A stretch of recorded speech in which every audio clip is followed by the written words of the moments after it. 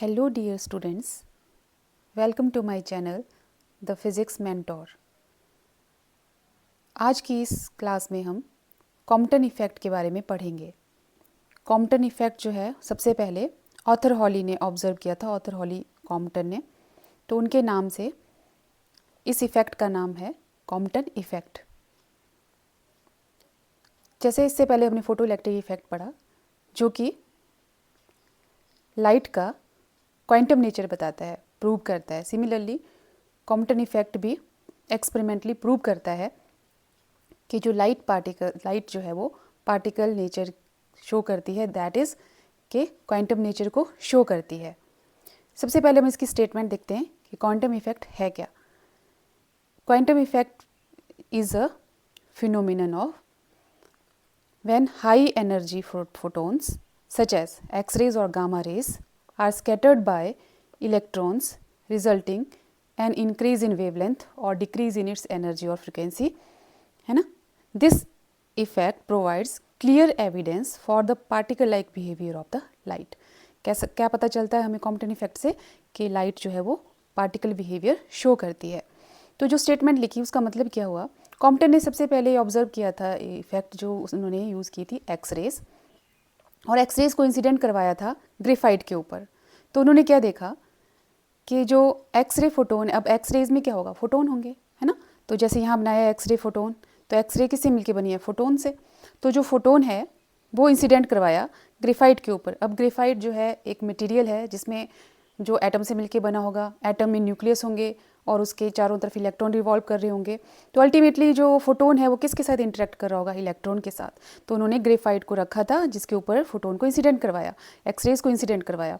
तो यहाँ पे हम इलेक्ट्रॉन को कंसिडर कर लेते हैं कि इलेक्ट्रॉन जो है वो रेस्ट में है, ठीक है।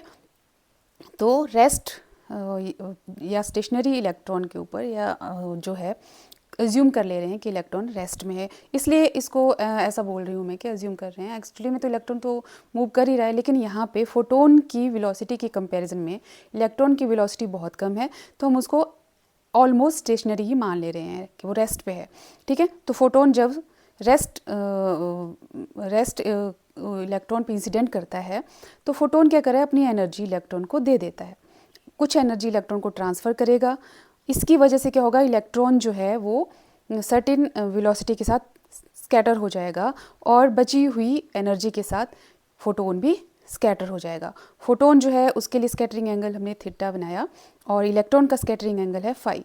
अब स्कैटरिंग मतलब कि ये कि वो जैसे ये इंसिडेंट रे का एक्सिस थी ना, ये सारी ये आगे तक इस तरह से अगर स्कैटर नहीं होता तो इंसिडेंट फोटोन ऐसे आगे को चला जाता। ये एक्स रेज है, ये मान लो एक्स एक्सिस है ना, ऐसे एक्स एक्सिस की तरफ बढ़ जाता, जिसको हम बोलते हैं इंसिडेंट एक्सिस भी बोलते हैं।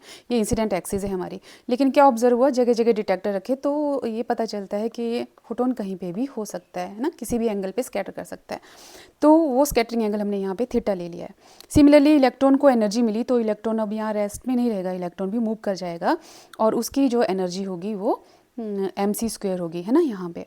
तो यहाँ पे हमने देखा कि फोटोन आया, फोटोन ने अपनी एनर्जी जो है रेस्ट पे जो इलेक्ट्रॉन था उसको ट्रांसफ़र की, इलेक्ट्रॉन को एनर्जी मिली फोटोन से, इलेक्ट्रॉन रिकॉइल या स्कैटर हो गया। सिमिलरली फोटोन भी कुछ एनर्जी लेके स्कैटर हो गया। अब फोटोन ने एनर्जी जो है इलेक्ट्रॉन को दी है, तो अब जो स्कैटर्ड फोटोन है ऑब्वियस है उसकी एनर्जी जो है वो कम हो जाएगी यहाँ पे, क्योंकि उसने कुछ एनर्जी ट्रांसफ़र किसको कर दी है, उसने कुछ एनर्जी अपनी ट्रांसफ़र कर दी है इलेक्ट्रॉन को। क्लियर।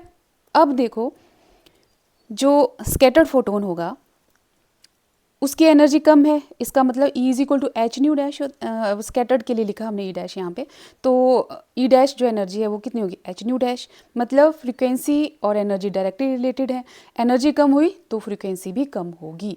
फ्रीक्वेंसी कम होगी तो भी लिखा है कि डिक्रीज इन एनर्जी, या फिर हम बोल सकते हैं और फ्रीक्वेंसी, उसकी फ्रीक्वेंसी डिक्रीज हो जाएगी। बट हमें ये भी पता है कि C is equal to nu lambda होता है, रिलेशन है ना, तो lambda is equal to C upon nu होता है।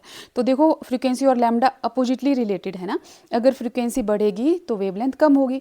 तो लेकिन फ्रीक्वेंसी यहाँ पे जो स्कैटर्ड फोटोन है उसकी फ्रीक्वेंसी कम हो रही है, इसका मतलब उसकी वेवलेंथ बढ़ेगी, तभी है इंक्रीज इन वेवलेंथ। इसका मतलब है जो स्कैटर हुआ फोटोन आफ्टर कोलिजन, यहाँ कोलिजन ही तो हो रहा है, पार्टिकल है ना यहाँ पे, ये दोनों कोलाइड कर रहे हैं, तो तभी तो इस तरह का बिहेवियर आ रहा है अगर पार्टिकल है ना। तो कोलाइड हो रहे हैं, कोलाइड होने के बाद जो स्कैटर्ड फोटोन है उसकी वेवलेंथ जो है वो बड़ी हुई मिलती है as compare to that of the incident photon. ठीक है, तो यहाँ पे हम क्या करेंगे कि यहाँ पे दो चीज़ें आपने जो है याद रखनी है। एक हम बात करेंगे एनर्जी की बिफोर कोलिजन आफ्टर कोलिजन, दूसरी बात करेंगे हम मोमेंटम की before collision and after collision. ये दो चीज़ें यहाँ पे इसकी डेरिवेशन में हमें यूज़ होंगी, है ना। दो चीज़ें याद रखनी है कि हमें एक एनर्जी लिखनी है बिफोर और आफ्टर कोलिजन सिस्टम की, और सिस्टम की ही मोमेंटम हमने बिफोर कोलिजन और आफ्टर कोलिजन लिखना है। बस उन इक्वेशन को सॉल्व करना है और इसकी डेरिवेशन हो जाती है। मैं आपको डेरिवेशन करना भी आगे बताऊँगी। ठीक है, तो मैंने बात की कि हमें यहाँ पे जो वेवलेंथ मिलेगी वो इंक्रीज्ड वेवलेंथ मिलेगी, है ना। तो जैसे मैं लिखना चाहूँ यहाँ पे, तो हमें क्या रिजल्ट मिलेगा कि लैम्डा डैश जो हमें स्कैटर्ड फोटोन की वेवलेंथ मिली minus lambda that is equal to h upon m naught c into 1 minus cos theta, ये रिलेशन आएगी। इसको हमने डिराइव करना है। ये चेंज इन वेवलेंथ है। ये जो चेंज इन वेवलेंथ है उसको डेल्टा लैम्डा भी लिखते हैं, ये होती है कॉम्पटन शिफ्ट। और ये भी देखो एच अपॉन एम नॉट सी जो बन रहा है यहाँ पे, ये भी वेवलेंथ है ना, इसको बोलते हैं कॉम्पटन वेवलेंथ, है ना। और कितना फैक्टर आ रहा है 1 माइनस कॉस थीटा का, इसको हम डिराइव करेंगे आगे। यही दो चीज़ें यूज़ करके law of conservation of energy, law of conservation of momentum. ठीक है, तो यहाँ पे हम कोलिजन को ले रहे हैं कि फोटोन और इलेक्ट्रॉन के बीच में जो कोलिजन हुआ वो परफेक्टली इलास्टिक कोलिजन मान के चल रहे हैं, इसीलिए इलास्टिक कोलिजन है। तो energy before collision after collision बराबर रहने वाली है, momentum before collision after collision same रहने वाला है। ओके, तो चलिए पहले हम सबकी वैल्यूज़ देखते हैं कि बिफोर कोलिजन जो है वो एनर्जी कितनी है, हर एक टर्म को समझते हैं। देखो फोटोन है, फोटोन की एनर्जी को लिखते हैं E is equal to H nu, उसका मोमेंटम होता है एच न्यू अपॉन सी। तो एनर्जी और मोमेंटम लिख दिया किसका, फोटोन का। सिस्टम की बात करें, हमारा सिस्टम दो चीज़ों से है, हमारी दो ही चीज़ें तो है सिस्टम में हमारे पास, एक फोटोन है एक इलेक्ट्रॉन है। तो अब हमें इलेक्ट्रॉन की एनर्जी भी लिखनी पड़ेगी, क्योंकि इलेक्ट्रॉन रेस्ट पे है तो उसकी रेस्ट मास एनर्जी लिखनी पड़ेगी। E is equal to m naught c square. M naught क्या है यहाँ पे, रेस्ट मास है इलेक्ट्रॉन का। ठीक है, और क्योंकि अब ये बिफोर कोलिजन की बात कर रहे हैं, हम सारा जो ये एक्सिस बनाई ना वाई एक्सिस, इससे इधर वाला सारा बिफोर कोलिजन है, इधर वाला सारा आफ्टर कोलिजन की बात है। तो इलेक्ट्रॉन बिफोर कोलिजन जो है रेस्ट में था, इसलिए इसके पास मोमेंटम तो होगा नहीं, मास इंटू वेलोसिटी क्या होगी इसकी, ज़ीरो। तो मोमेंटम क्या है, इनिशियली ज़ीरो है क्योंकि ये रेस्ट पे है। अब आफ्टर कोलिजन जो स्कैटर्ड हो गया फोटोन, उसने अपनी एनर्जी ट्रांसफ़र की है, उसके पास एनर्जी अब डिफरेंट होगी, कम होगी, ऑब्वियस है। तो उसको हमने ई डैश से लिखा, तो ई डैश जो है एच न्यू डैश, और उसका momentum h nu dash upon c होगा। ठीक है, मोमेंटम भी चेंज होगा उसका। अब जो स्कैटर्ड इलेक्ट्रॉन है उसका भी लिख लेते हैं। स्कैटर्ड इलेक्ट्रॉन की एनर्जी जो है एम सी स्क्वायर होगी। अब यहाँ एम है, यहाँ पे एम नॉट है, यहाँ पे जो एम नॉट है वो रेस्ट मास है, यहाँ एम जो है वो रेस्ट मास नहीं है, अब मोशन में है इलेक्ट्रॉन, उसका मास है ना। दोनों अलग अलग होते हैं, एम डिफरेंट है, एम नॉट डिफरेंट है। और यहाँ पे इतनी हाई स्पीड से मूव कर जाता है ये इलेक्ट्रॉन, क्योंकि एनर्जी बहुत ज़्यादा ट्रांसफ़र हो जाती है फोटोन के द्वारा, है ना। तो फोटोन तो बहुत हाई एनर्जी होती है, तो जितनी इलेक्ट्रॉन स्कैटर होता है तो रिलेटिविस्टिक इफेक्ट आ जाता है यहाँ पे, तो हम वो यूज़ करेंगे यहाँ पे। और मास की जगह हम यहाँ पे यूज़ करेंगे m is equal to m naught upon root 1 minus v square upon c square. यहाँ पे रिलेटिविस्टिक मास यूज़ होगा, m is equal to m naught upon root 1 minus v square upon c square. तो relativistic energy use करेंगे, m c square जो होगा that is equal to square root of m naught square c की power 4 plus p square c square into यही value पूरी आ जाएगी, वो हम इस यहाँ पे उसकी जगह लिख देंगे, जहाँ पे हमने एम सी स्क्वायर लिखना है वहाँ पे हम इस वैल्यू को पुट करेंगे आगे डेरिवेशन में, वो रिलेटिविस्टिक एनर्जी होगी। ठीक है, और जो मोमेंटम होगा p that is equal to mass into velocity, तो मास इंटू वेलोसिटी मोमेंटम हो गया। तो मोमेंटम की जगह हम एम वी की जगह हम पी से ही लिखेंगे ताकि ईजी हो, है ना। आप एम बी भी यूज़ कर सकते हैं, तो यहाँ पे दो टर्म आएंगे, एम और वी लिखना पड़ेगा। अगर हम सीधा पी ही लिखेंगे तो हमें एक ही टर्म से लिखना पड़ेगा, जैसे आप करना चाहें वैसे आप कर सकते हैं इसको। ठीक है, तो हमें सारी टर्म पता चल गई बिफोर कोलिजन और आफ्टर कोलिजन। ठीक है, आफ्टर कोलिजन इलेक्ट्रॉन का रिलेटिविस्टिक मास इफेक्ट आ जाएगा एक इंपॉर्टेंट, और उसके पास मोमेंटम भी होगा क्योंकि अब वो मूव कर रहा है। अब मैंने आपको बताया था कि इलेक्ट्रॉन जो ये वाली एक्सिस है ये हमारी इंसिडेंट एक्सिस है, ये इंसिडेंट एक्सिस के परपेंडिकुलर वाली एक्सिस है, तो उसको वाई एक्सिस बोल देते हैं, इसको एक्स एक्सिस बोल देते हैं। तो एक्स एक्सिस के साथ जितने एंगल पे इलेक्ट्रॉन स्कैटर हो रहा है उसको बोलते हैं स्कैटरिंग एंगल, उसको डिनोट करें थीटा से। तो फोटोन का है ना। फोटोन जितने एंगल से स्कैटर हो रहा है, जितने एक्सिस के साथ एंगल बनाया वो उसका फोटोन का स्कैटरिंग एंगल थीटा से डिनोट कर रहे हैं, और इलेक्ट्रॉन जितने एंगल से स्कैटर हुआ, ये स्कैटरिंग एंगल है इलेक्ट्रॉन के लिए, वो फाई होता है ना। यहाँ पे इक्वेशन में हमारे पास स्कैटरिंग एंगल ऑफ फोटोन आता है, ये ध्यान रखना है। चलिए, तो अब हमने सारी टर्म को फिर लिखा। बिफोर कोलिजन एनर्जी कितनी है H new, after collision energy कितनी है एच न्यू डैश। किसकी बात? फोटोन की। एनर्जी जो है इलेक्ट्रॉन की बिफोर कोलिजन कितनी है एम नॉट सी स्क्वायर, फिर am not is rest mass, और आफ्टर कोलिजन कितनी है एम सी स्क्वायर, यहाँ पे रिलेटिविस्टिक एनर्जी, ये ध्यान रखना है। उसके बाद हम मोमेंटम लिखेंगे। बिफोर कोलिजन कितना है एच न्यू अपॉन सी, आफ्टर कोलिजन कितना है एच न्यू डैश अपॉन सी। बिफोर कोलिजन क्योंकि इलेक्ट्रॉन रेस्ट पे है तो उसके पास जो मोमेंटम होगा वो जीरो होगा, और आफ्टर कोलिजन मोमेंटम पी या एम वी होगा।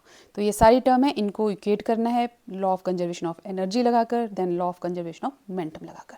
क्योंकि हम यहाँ यूज़ कर रहे हैं, हम ये मान के अज्यूम कर रहे हैं कि कोलिजन जो है वो परफेक्टली इलास्टिक कोलिजन है।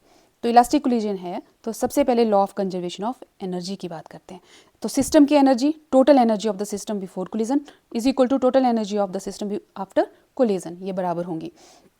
सिस्टम मैंने फिर आपको एक बार बता रही हूँ फिर से कि सिस्टम मतलब एक फोटोन और एक इलेक्ट्रॉन, दोनों की energy that give us total energy before collision, और दोनों की ही एनर्जी आफ्टर कोलिजन को ऐड करेंगे that give us the total energy after collision. तो बिफोर कोलिजन फोटोन की एनर्जी एच न्यू, इलेक्ट्रॉन की energy m naught c square, after collision photon की एनर्जी एच न्यू डैश, और electron की energy m c square, जो कि relativistic energy है। तो यहाँ से हमने एम सी स्क्वायर एक साइड लिख लिया, तो यहाँ पे क्या बन गया m c square is equal to H nu nu dash plus m naught c square. कुछ नहीं है, यहाँ से एम सी स्क्वायर की वैल्यू लिख ली, ये दूसरी साइड ले गए, ये दोनों कंबाइन कर लिए, h nu minus nu dash हो जाएगा, और ये तो यही था plus m naught c square. तो एक ये इक्वेशन हमें ध्यान रखनी है क्योंकि ये इंपॉर्टेंट है यहाँ पे। तो इस इक्वेशन को हमने कर लेना है बॉक्स में बंद, ये हमारी इंपॉर्टेंट इक्वेशन है। इन्हीं इक्वेशन को यूज़ करेंगे आगे सॉल्व करने के लिए जो हमारा फाइनल एक्सप्रेशन आने वाला है। तो एक ये हो गया। देखिए सेकंड हम अप्लाई करेंगे law of conservation of momentum. अब देखो total momentum before collision, total momentum after collision. तो अब आप क्या लिखोगे टोटल मोमेंटम बिफोर कोलिजन? ऐसे लिख देंगे कि h nu upon c plus zero is equal to H nu dash upon c plus m v. नहीं, क्यों? क्योंकि मोमेंटम जो है एक वेक्टर क्वांटिटी है। यहाँ पे मैं आपको डायग्राम फिर शो कर रही हूँ। यहाँ पे जो ये इलेक्ट्रॉन के पास जो मोमेंटम है ना, तो मोमेंटम जो है ये फोटोन की बात करें, फोटोन के पास जो मोमेंटम है ना, तो उसको हमें रिजॉल्व करना पड़ेगा क्योंकि ये वेक्टर है, वेक्टर क्वांटिटी है। इसको एक्स एक्स की तरफ कितना मोमेंटम है, वाई एक्सिस की तरफ कितना मोमेंटम है, वो लिखना पड़ेगा। सिमिलरली इलेक्ट्रॉन का जो मोमेंटम है वो भी हमें एक्स एक्सिस की तरफ कितना है, वाई एक्सिस की तरफ कितना है, वो मेंशन करना पड़ेगा। इसीलिए हमने पहले लिखना है अलॉन्ग एक्स एक्सिस कितना मोमेंटम है ना, और फिर लिखना है वाई एक्सिस में कितना मोमेंटम है before collision and after collision. तो देखो एक्स एक्सिस की तरफ, एक्स एक्सिस कौन सी एक्सिस? जो इंसिडेंट एक्स रेज की डायरेक्शन है, वो एक्सिस जहाँ पे जिस डायरेक्शन के अलॉन्ग एक्स रेज इंसिडेंट हो रही है इलेक्ट्रॉन के ऊपर। तो फोटोन का मोमेंटम बिफोर कोलिजन कितना है एच न्यू अपॉन सी, इलेक्ट्रॉन का तो मोमेंटम है ही नहीं क्योंकि वो रेस्ट पे है, तो ज़ीरो इज इक्वल टू। अब आपको पता है कि अगर कोई इस तरह से हमारे पास कोई वेक्टर, ये है हमारे पास एक्सिस एक्स एक्सिस और ये वाई एक्सिस, ये एक्स एक्सिस, यहाँ पे कोई वेक्टर ए है, तो एक्स एक्सिस की तरफ जो होता है उसको रिजॉल्व करते हैं। तो यहाँ पे लिखते हैं ए कॉस थीटा अगर ये एंगल थीटा है, और वाई एक्सिस की तरफ क्या लिखते हैं ए साइन थीटा, बस ये ध्यान रखना है। तो यहाँ पर एक्स एक्सिस की तरफ कितना मोमेंटम होगा फोटोन का, h nu dash upon c into cos of theta. अब मैंने आपको बोला था कि हम इलेक्ट्रॉन का मोमेंटम पी ही लिखेंगे, नहीं तो यहाँ पे एम वी लिखना पड़ेगा। और एंगल कितना बन रहा है यहाँ पे, फाइव बना रहा है इलेक्ट्रॉन, है ना, एक्स एक्सिस के साथ में, तो उसकी तरफ उसका कंपोनेंट क्या होगा P cos five. Hope so कि ये क्लियर हुआ। दोनों यहाँ पे फोटोन का मोमेंटम, इलेक्ट्रॉन का मोमेंटम एक्स एक्स की तरफ लिखना पड़ेगा, दोनों के साथ कॉस ऑफ एंगल आएगा, और जो मोमेंटम की वैल्यू होती है दैट कि यहाँ पे एच न्यू डैश अपॉन सी कॉस थीटा प्लस इसका मोमेंटम कितना है पी या एम बी कॉस फाइव, ये लिखना पड़ेगा। तो ये हमारे पास आ गया मोमेंटम एक्स एक्सिस की तरफ बिफोर एंड आफ्टर कोलिजन। अब वाई एक्सिस की तरफ, इसको ध्यान से लिखना होता है, वाई एक्सिस की तरफ देखो, क्योंकि इंसिडेंट हो रहा है photon along x axis. Y axis की तरफ तो बिफोर कोलिजन इलेक्ट्रॉन गया ही नहीं है, तो before collision zero momentum photon का, इलेक्ट्रॉन तो ऑलरेडी रेस्ट पे था, इसलिए बिफोर कोलिजन उसका जो मोमेंटम है वो ज़ीरो होगा। आफ्टर कोलिजन इलेक्ट्रॉन का वाई एक्सिस की फोटोन का वाई एक्सिस की तरफ साइन थीटा के साथ जो भी मोमेंटम की वैल्यू है वो और साइन एंगल लग जाएगा, है ना। तो यहाँ पे h nu dash upon c sine of angle theta. Minus क्यों होगा यहाँ पे, ये बात ध्यान रखनी है, ये ज़रूरी है यहाँ पे, क्योंकि देखो पॉजिटिव वाई एक्सिस और ये नेगेटिव वाई एक्सिस, तो इलेक्ट्रॉन जो है इसका कंपोनेंट एक ये होगा एक्स एक्सिस की तरफ और ये होगा वाई एक्सिस की तरफ, तो ये नेगेटिव वाई एक्सिस की तरफ है, तो यहाँ पे आपको क्या लगाना पड़ेगा, minus p of sine phi. अब ये हमारे पास इक्वेशंस आ गई, ये इक्वेशन 3 जो एक्स एक्स की तरफ मोमेंटम है और वाई एक्स की तरफ मोमेंटम है, जिसको हम रीराइट करके इक्वेशन 4 लिख रहे हैं। इक्वेशन ये और ये सेम ही है, बस इसको रीराइट किया है कि पी साइन फाई हमने यहाँ से लिख लिया और बाकी सारी टर्म एक साइड ले गए, तो ये दोनों बराबर ही हो गए क्योंकि ये साइड तो जीरो ही थी। तो p sine phi is equal to H nu dash sine theta. तो इस इक्वेशन को भी हम कर लेते हैं बॉक्स में बंद। एक ये इक्वेशन हमारे पास आ गई, एक इक्वेशन 2, एक इक्वेशन 4। और दूसरे हमने इक्वेशन 3 को रीराइट करके लिखा, इक्वेशन 3 से भी हमने पी कॉस थीटा लिख दिया। बस अपनी सिंप्लीफिकेशन है, आप कैसे भी सिंप्लीफाई कर दो इसको, अपना अपना मेथड है ना। तो हमने यहाँ से भी पी कॉस फाई लिख लिया, पी कॉस फाई यहाँ पे h nu upon c minus h nu dash upon, ये दूसरी साइड ले गए तो minus h nu dash upon c into cos of theta आ गया। और ये इक्वेशन भी इंपॉर्टेंट है, इसको दे दिया इक्वेशन नंबर 5। बस ये मोमेंटम की 2 इक्वेशन और एनर्जी की एक इक्वेशन, इनको सॉल्व करना है, इस इक्वेशन को, इस इक्वेशन को और इस इक्वेशन को, इनको आपस में सॉल्व करना है। यहीं से हमारे पास कॉम्पटन शिफ्ट आ जाएगी और या फिर कॉम्पटन इफेक्ट प्रूव हो जाएगा, उसकी डेरिवेशन हो जाएगी, ठीक है। तो हम सिंप्लीफाई करने के लिए क्या करेंगे, देखो यहाँ पी साइन फाई है, यहाँ पी कॉस फाई, यहाँ से हमने लिखा पी कॉस फाई, एक मिनट, यहाँ पे देखो पी कॉस फाई है ना, तो यहाँ पे इसको फाई लिखना है, ठीक है। तो यहाँ पे इक्वेशन 4 और इक्वेशन 5 को क्या करेंगे, स्क्वायर करके ऐड कर देंगे, और कुछ नहीं करना है, दोनों को स्क्वायर करना है, ऐड करना है। तो sine square theta plus cos square theta आ जाएगा यहाँ पे, दोनों को ऐड करने के बाद ये पी स्क्वायर, एक आएगा P square sine square theta, एक आएगा P square cos square theta. तो पी स्क्वायर कॉमन आ गया, sign square theta plus cos square theta 1, तो यहाँ पे पी स्क्वायर ही बचा एक साइड में। इतना क्लियर। अब देखो यहाँ इसका स्क्वायर करेंगे तो एच न्यू डैश इसका स्क्वायर हो जाएगा, और साइन थीटा है ना, तो इसका स्क्वायर क्या हो जाएगा, h square nu dash square upon c square sine square theta. और सेकंड टर्म का स्क्वायर कैसे करेंगे, a square plus B square minus 2ab, बस वही कर दिया, a square plus B square minus 2ab।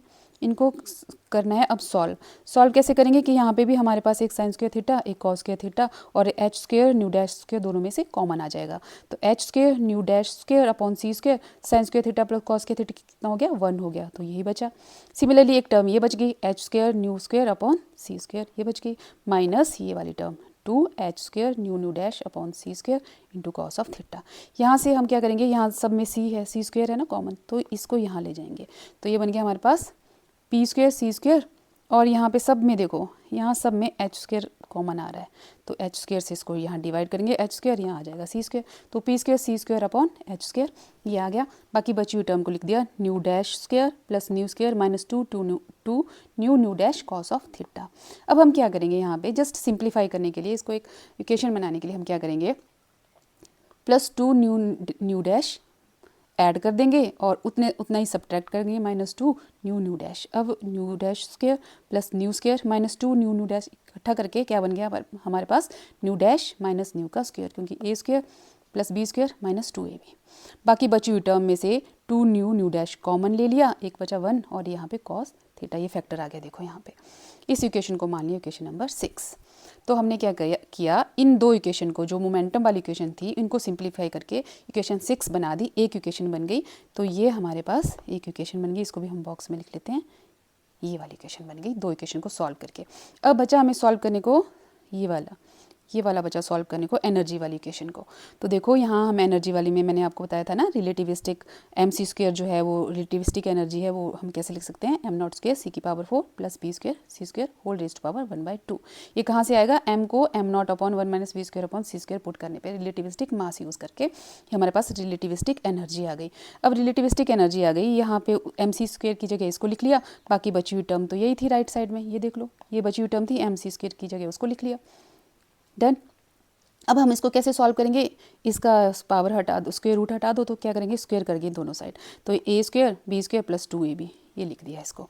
अब क्या करेंगे, यहाँ से जो कैंसिल आउट हो रहा है ये दो टर्म कैंसिल आउट हो गई, बाकी पी स्क्वायर सी स्क्वायर और यहाँ सबसे एच स्क्वायर। अब इसमें एच है तो हम एक एच से मल्टीप्लाई करेंगे, एक एच से डिवाइड करेंगे, एच स्क्वायर कॉमन आ गया और डिनोमिनेटर में एच बच गया हमारे पास। ये बन गई इक्वेशन नंबर 7, इसको भी हम लिख देते हैं बॉक्स में। अब हमारे पास बची इक्वेशन 6 और 7, इन्हीं दो इक्वेशन को सॉल्व करके हमारे पास फाइनल रिजल्ट आ जाएगा।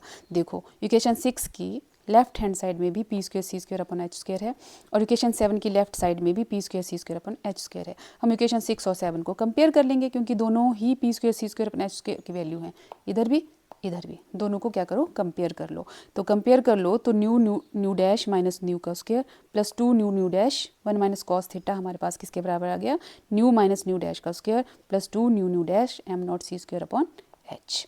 यहाँ से भी कैंसिल आउट हो रहा है, न्यू न्यू डैश कैंसिल हो गया, इसका स्क्वायर यहाँ दोनों साइड से कैंसिल हो गया, 2 भी कैंसिल हो गया, तो हमारे पास क्या बचा, यहाँ पे देखो न्यू न्यू डैश ये इधर ले जाओ अपॉन न्यू न्यू डैश और ये 1 माइनस कॉस थीटा यहीं रहने दो, ये ऊपर चला जाएगा यहाँ पे h upon m naught c square, तो h upon m naught c square 1 minus cos theta बच गई। जस्ट सिंप्लीफाई कर रहे हैं है ना। अब इसको डिवाइड करो, न्यू ये हो गया nu upon nu nu dash, तो nu nu cancel 1 upon nu dash बचा, minus nu dash upon nu nu dash, तो न्यू न्यू डैश दोनों जगह कैंसिल हो गया, हमारे पास बचा 1 अपॉन न्यू, तो h upon m naught c square into 1 minus cos theta. अब यहाँ पे हम वही फॉर्मूला लगाएंगे कि c is equal to nu lambda होता है और यहाँ पे न्यू की वैल्यू पुट करेंगे सी अपॉन लैम्डा डैश, तो न्यू की value C upon lambda dash lambda और न्यू डैश की value C upon lambda dash, तो यहाँ न्यू डैश की जगह सी अपॉन लैम्डा डैश, न्यू की जगह सी अपॉन लैम्डा, ऐसा पुट करके यहाँ पे हमारे राइट साइड में क्या आ गया h upon m naught c square into 1 minus cos theta. अब यहाँ से सी और एक सी ये चला जाएगा, तो यहाँ बचा lambda dash minus lambda h upon m naught c 1 minus cos theta, ये भी वेवलेंथ ही होती है ना h upon m naught c, इसको इस वेवलेंथ को हम बोलेंगे कॉम्पटन वेवलेंथ, ये कॉम्पटन वेवलेंथ है और लैम्डा माइनस लैम्डा डैश दोनों का डिफरेंस हमें डेल्टा लैम्डा जो कि हमें कॉम्पटन शिफ्ट देता है। और ये जो एक बात थी जो लैम्डा सी होता है ना कॉम्पटन वेवलेंथ होती है, एच भी कांस्टेंट है, रेस्ट मास भी हमें पता है इलेक्ट्रॉन का, वेलोसिटी ऑफ लाइट भी, स्पीड ऑफ लाइट भी पता है, सबको पुट करके हमारे पास वैल्यू आती है 0.0242 एंगस्ट्रॉम। ठीक है, ये आपने ध्यान रखना है, इन सबकी वैल्यू पुट करके लैम्डा सी की वैल्यू जो आती है वो 0.0242 एंगस्ट्रॉम आती है। तो अब ये थीटा पे डिपेंड करता है, जितना थीटा होगा उसी हिसाब से शिफ्ट भी हमारी अलग अलग आएगी। तो इसको हम देख लेते हैं इनके स्पेशल केसेस। फर्स्ट केस के when theta is equal to 0 degree, इसका मतलब ये हुआ, मैंने यहाँ डायग्राम बनाई है, ये जो फोटोन है ये ऐसे जाने की बजाय ऐसे ही चला गया, स्कैटर्ड, जहाँ जिस एक्सिस की तरफ स्कैटर्ड हो रहा था, जिस एक्सिस की तरफ इंसिडेंट हो रहा था, जिस एक्सिस के अलॉन्ग उसी एक्सिस के अलॉन्ग ये स्कैटर्ड हो गया, मतलब ये स्कैटर्ड हुआ नहीं वैसे ही चला गया है ना, स्कैटर्ड होता तो कुछ एंगल बनता, तो स्कैटर्ड नहीं है हुआ, सीधा ही ऐसे निकल गया फोटोन, तो ये थीटा कितना हो जाएगा इसके साथ 0, तो थीटा अगर 0 है तो कॉस 0 डिग्री कितना होगा हमारे पास 1, कॉस 1 माइनस कॉस थीटा होता है ना, कॉस थीटा हमारे पास यहाँ पे कितना आ गया 1 आ गया, तो 1 माइनस 1 कितना हो गया ये 0, तो डेल्टा लैम्डा 0, मतलब वहाँ पे वेवलेंथ में कोई चेंज नहीं आएगा। इसका मतलब इंसिडेंट फोटोन की एनर्जी जो आउटपुट में हमें इलेक्ट्रॉन मिलेगा उसकी एनर्जी दोनों की बराबर होगी, तो यहाँ पे बेसिकली स्कैटरिंग हुई ही नहीं। अगर थीटा 90 डिग्री है, इसका मतलब कि फोटोन जो है इलेक्ट्रॉन से स्ट्राइक करने के बाद ऐसे चला गया, इस वाई एक्सिस के अलॉन्ग चला गया है ना, perpendicular to the incident axis के अलॉन्ग चला गया, थीटा 90 डिग्री हो गया। अब कॉस 90 डिग्री जो होता है 0 होता है, तो उसको पुट कर दिया, यहाँ 0 आ गया, ये 1 माइनस कॉस थीटा था ना, कॉस 90 की वैल्यू 0 और ये 1 यहाँ बचा, तो ये आ गई हमारे पास शिफ्ट कितने के बराबर आ गई, कॉम्पटन वेवलेंथ के बराबर 0.0242 एंगस्ट्रॉम। अब देखिए अगर वो इस तरह से जो है वो वापस जिस एक्सिस की तरफ आया था उसी एक्सिस की तरफ वापस स्कैटर बैक हो गया, तो हमारे पास एंगल कितना बनेगा कॉस 180 डिग्री, और कॉस 180 कितना होता है -1, तो यहाँ पे 1 माइनस ऑफ -1 1 प्लस 1 आ जाएगा, 1 प्लस 1 तो हमारे पास 2, तो ये चेंज इन वेवलेंथ कितना आ गया 2h अपॉन एम नॉट सी, 2 से मल्टीप्लाई कर दो तो इसको 0.0484 एंगस्ट्रॉम आ जाएगा, ये सबसे हाईएस्ट चेंज इन वेवलेंथ मिलेगा हमें। तो हमने यही चीज़ें देखी यहाँ पे, यही से हमारे पास कॉम्पटन शिफ्ट आ गई है ना, ये कॉम्पटन वेवलेंथ है और ये इनके बीच में रिलेशन है। तो देखो यही बात की हमने कि जब इंसिडेंट होता है फोटोन इलेक्ट्रॉन के ऊपर तो वो अपनी एनर्जी ट्रांसफ़र कर देता है, और जो स्कैटर्ड हुआ फोटोन मिलता है उसकी एनर्जी इंसिडेंट एनर्जी के फोटोन के कंपैरिजन में कम होती है। ऑब्वियस है कम होगी भी, क्योंकि उसने अपनी एनर्जी किसको दे दी है, इलेक्ट्रॉन को दे दी है, इसलिए बची हुई एनर्जी तो उसके पास कम ही होगी ना, in as compare compared to that of the incident photon, है ना। तो ऐसा इससे ऐसा पता चलता है कि पार्टिकल की तरह बिहेव कर रही है लाइट। फोटोन है, एक कोलिजन हो रहा है, पार्टिकल जैसे आपस में टकराते हैं, अपनी एनर्जी ट्रांसफ़र करते हैं, स्कैटर्ड होते हैं, वैसे ही इलेक्ट्रॉन और फोटोन की इंटरेक्शन भी इसी तरह से हो रही है। इसका मतलब है कि लाइट जो है वो फोटोन से मिलके बनी है, या लाइट जो है वो पार्टिकल नेचर शो कर रही है। तो पार्टिकल नेचर प्रूव हुआ था कॉम्पटन इफेक्ट से भी। तो होप्सो कि आपको क्लियर हुआ होगा जो भी मैंने यहाँ आपको बताने की कोशिश की है। तो आज के लिए इतना ही, मिलते हैं अपने नेक्स्ट वीडियो में, तब तक के लिए bye bye, take care, thank you.